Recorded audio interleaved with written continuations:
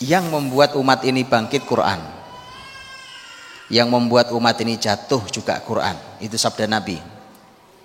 Nabi bersabda, "Innallaha yarfa'u bihadzal kitabi aqwaman wa yadh'u bihi akharin." Allah angkat masyarakat dengan Alkitab, dengan Al-Quran, dan Allah jatuhkan juga dengan Al-Quran. Artinya bahwa Quran ini yang bisa mengangkat. Jadi kalau hari ini kita bicara kebangkitan Islam, kebesaran muslimin dan seterusnya, itu semua mustahil dicapai kalau tidak pakai Quran. Nah, mari kita lihat, memangnya Quran sehebat apa sih? Wong Quran itu kita juga punya masing-masing, ya kan? Kan mushaf kita punya masing-masing. Memang sehebat apa dia sampai bisa membangkitkan umat? Dan benar, Pak. Benar bahwa masyarakat Arab dulu, karena Quran turun pertama kali ke mereka, dan Nabi kita Nabi Arab juga, Muhammad orang Arab, Quraisy, walaupun Islam bukan agama orang Arab, bukan agama orang Arab, banyak hal yang disampaikan oleh Quran yang lebih paham orang Kediri daripada orang Arab, Pak. Kebetulan Pak. Anda kalau buka Quran tentang masalah pohon-pohonan dengan sungai yang mengalir di bawahnya, itu orang Arab nggak ngerti, Pak. Mana ada di Arab sungai gemericik ngalir, ada pohon-pohon yang indah, yang ada di Kediri. Betul kan? Jadi yang lebih, Pak, makanya bukan agama orang Arab, Pak. Orang Arab nggak ngerti. Makanya begitu mereka, para tokoh, para masyayikh datang ke Indonesia, salah satunya adalah seorang ulama besar yang sudah meninggal, Syekh Ali Tontowi, seorang ulama besar Suriah, meninggal di Jeddah tahun 99. Itu pernah ke Indonesia tahun 70-an, Pak, sekitar tahun 70-an, pernah ke Indonesia tahun 70-an, kemudian melakukan perjalanan, diantaranya naik kereta dari Jakarta sampai Surabaya.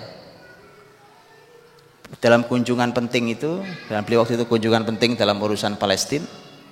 Terus begitu pulang beliau nulis buku, judulnya Indonesia Suwarun Minas Syarq, Indonesia Potret dari Timur. Lihat, Pak, beliau yang tinggal di padang pasir, Suriah sebenarnya masih lebih hijau, Pak, daripada Saudi. Tapi sehijau-hijaunya begitu melihat Indonesia juga, sampai beliau buat di salah satu judul di dalam bukunya, beliau tulis judulnya Jawa Jannatullah fi ardi. Itu judulnya, Pak. Jawa, surga Allah di muka bumi ini. Itu yang, karena beliau ahli ilmu Quran. Begitu dia baca di Quran, ini adanya di Jawa, Pak. Tentang gambaran tentang surga, walaupun tentu surga bukan di Jawa, ya kan? Tidak bisa. Artinya adalah bukti bahwa walau turun Nabi kita orang Arab, bahasanya bahasa Arab, Quran berbahasa Arab, tapi ini bukan agama orang Arab, ini agama seluruh alam. Dan hadirin, bagaimana Quran, mushaf Quran yang ada sama kita itu bisa membangkitkan peradaban. Dulu masyarakat Arab bukan masyarakat, mereka bukan siapa-siapa, Pak. Mereka sama sekali tidak dianggap di percaturan dunia saat itu. Tapi begitu mereka ambil Quran, mereka jalankan Quran, mereka pahami betul, mereka jadikan panduan Quran dalam bimbingan Rasul Shallallahu Alaihi Wasallam, maka kemudian mereka memimpin bumi. Mereka tutup semua kebesaran peradaban yang ada saat itu.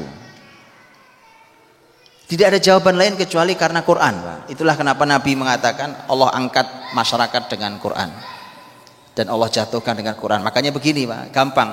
Anda mau bicara kebangkitan Islam setiap hari sekalipun, tanya saja sampai sejauh mana dekatnya dengan Quran. Kalau belum, ya belum, itu baru ngomong berarti. Itu hanya baru bicara. Wah, bangkit, takbir, Allahu Akbar, bangkit. Tanya Qurannya sampai mana, Pak? Ya bacanya, ya ngafalnya, ya belajar tafsirnya, ya mengamalkannya, ya mengajarkannya sampai mana? Kalau belum, maka itu baru bicara kosong, Pak.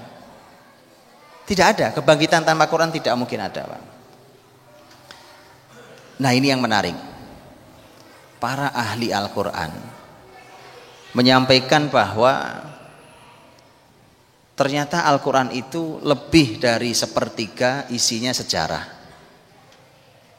kisah umat terdahulu. Kisah umat terdahulu sejarah. Jadi Quran itu lebih dari sepertiga isinya adalah sejarah. Kalau nanti mau membuktikan kalimat ulama Quran ini, ya silakan dibuka sendiri ya. Anda boleh menghitungnya, benar nggak sepertiga lebih? Sepertiga lebih isinya adalah sejarah.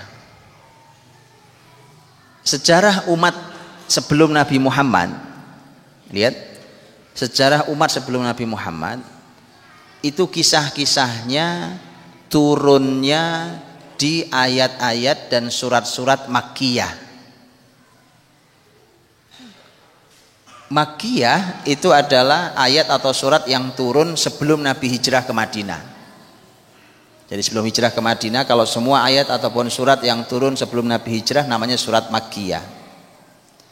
Semua kisah umat terdahulu sebelum Nabi Muhammad itu turunnya Makkiyah.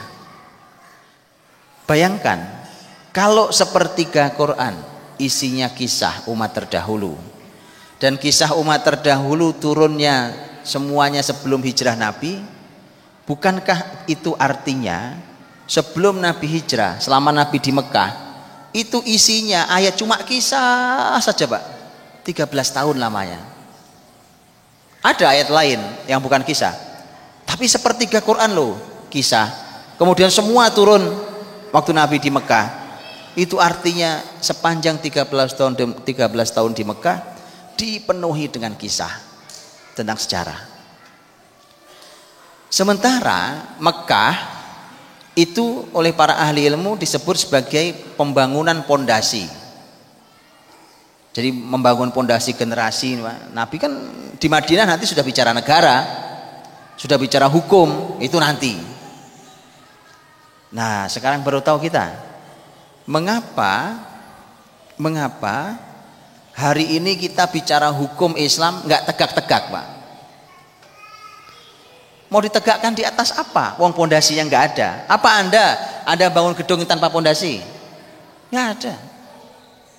Nggak ada. Apalagi kalau gedungnya menjulang tinggi, mana ada tanpa pondasi? Semakin kokoh menjulang tinggi, maka semakin kokoh juga pondasinya. Kenapa hukum Islam tidak jalan? Kenapa tidak tegak hukum Islam? Mengapa muslimin tidak kunjung punya kekuasaan? Oh iyalah, tidak ada pondasinya Pak.